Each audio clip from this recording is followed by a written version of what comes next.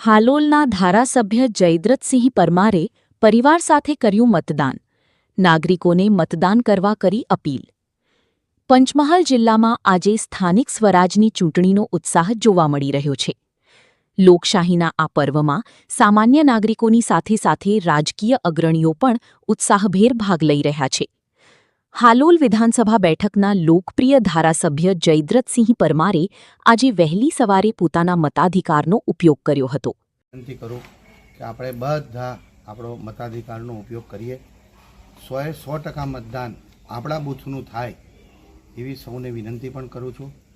જે રીતે ભારતીય જનતા પાર્ટીની સરકારે જે વિકાસ કર્યો છે, આજે અમે બધાએ વિકાસને મત આપ્યો છે અને સૌને વિનંતી કરું છું કે જે રીતે ભારતીય જનતા પાર્ટીની સરકારે સમગ્ર અલગ અલગ વિસ્તારની અંદર જે વિકાસ કાર્યો કર્યા છે એના સાક્ષી આપણે સૌ છે.